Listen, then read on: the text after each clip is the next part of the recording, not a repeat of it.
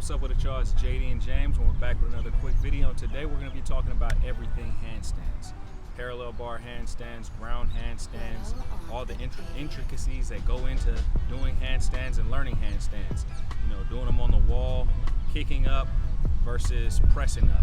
Now, before we get into the video, if you guys are interested in fitness, mindset, and overall growth content, go ahead and subscribe to our channel. Hit that notification bell so you can get updated every time we drop new content. But let's get back into the video. We're going to keep this intro real brief, but basically we're going to run you guys through, you know, the beginner stages of handstands and how you're going to want to start off training handstands, and then get into, you know, some of the harder progressions, and also getting into, you know, once you master that ground handstand, getting onto the parallel bars and being able to do handstands on the parallel bars and everything that it takes to get into that movement pattern as well. The handstand is a system of movements built up of much smaller components. So when you're training your handstands, try to focus on one thing per session and really kind of ingrain that movement pattern.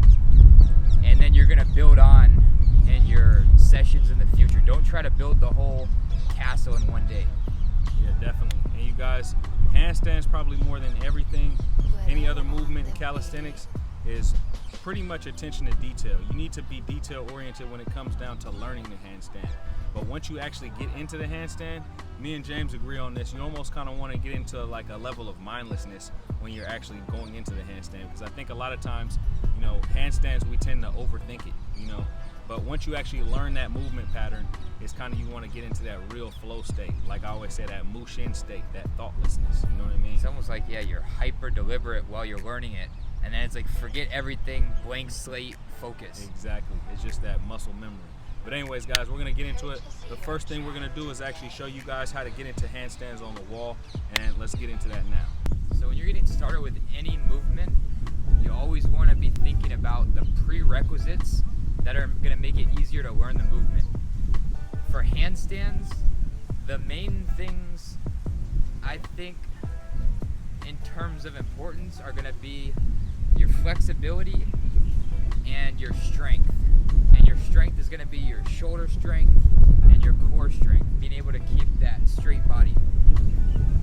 A lot of people like to do the chest to wall handstand, but I actually think the back to wall is great for your very first handstand, because it's a lot easier to get into, and it's going to give you a very good idea of where your strength levels are at, and then you're going to see if you have the shoulder flexibility necessary. So pretty much standard, I'd say start about maybe 1.5 feet away from the wall. It's actually probably a little bit easier to be a little bit further back. It's going to be easier to kick over, but about 1.5 feet away. Purchase your track today. And we're not even worried about balance at this point.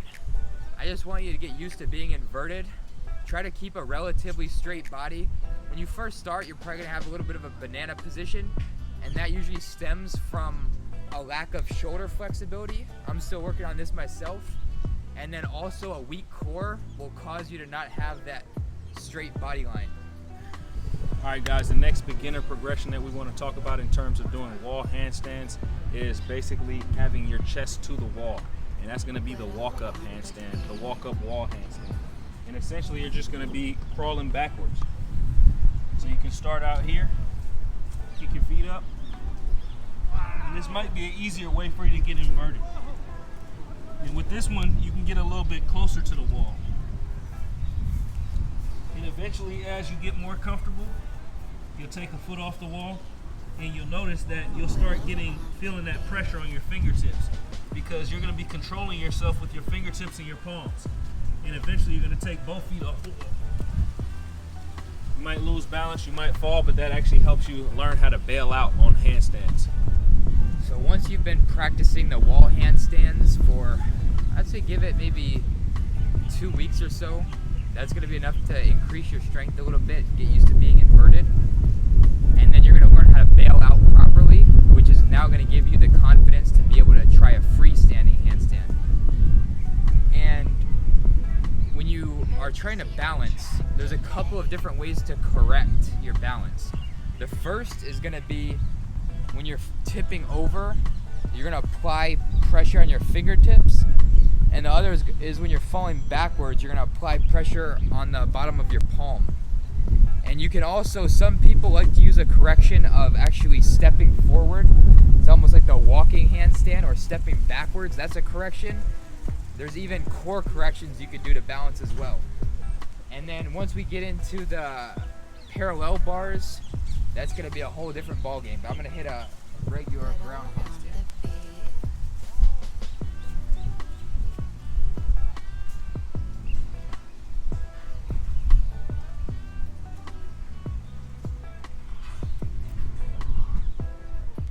One thing about doing handstands on the ground is that there's a couple different ways to get into those handstands.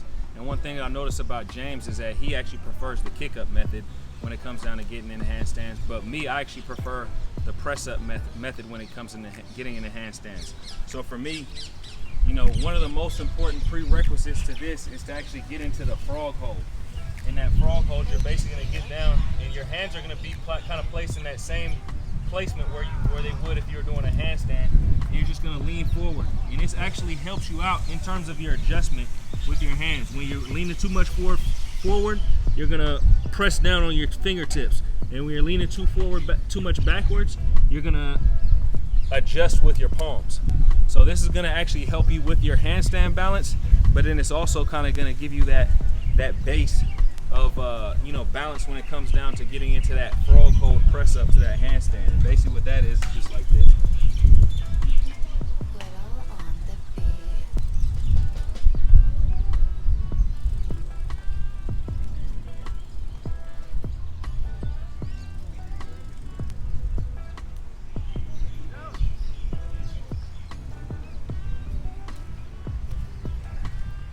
So there's many different ways to get into handstands.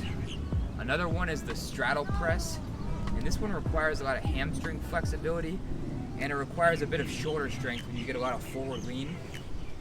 Pretty much what you're doing is you're putting your full palm on the ground and you're leaning your weight until your weight transitions onto your hands, and then you use your core to straighten your body out.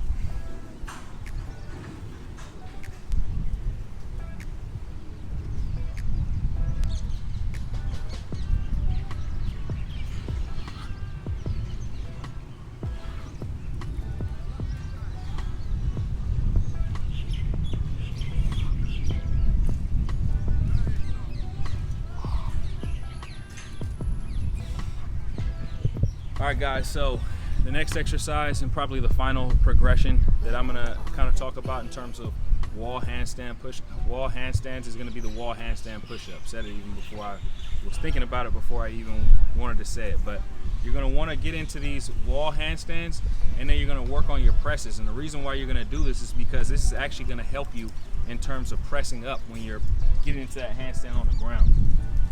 So you can either do it two ways. So I'm just going to kick up for the sake of it.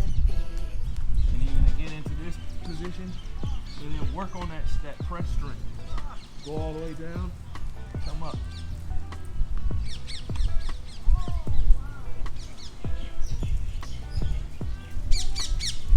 So essentially what you're doing is basically working on that strength of being able to do this.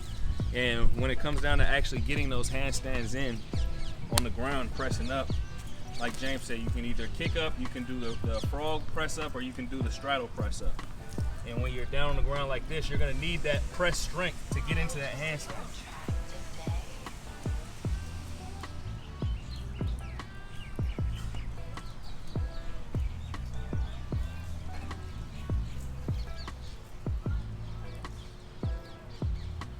And eventually, you can start practicing doing handstand push-ups on the ground as well.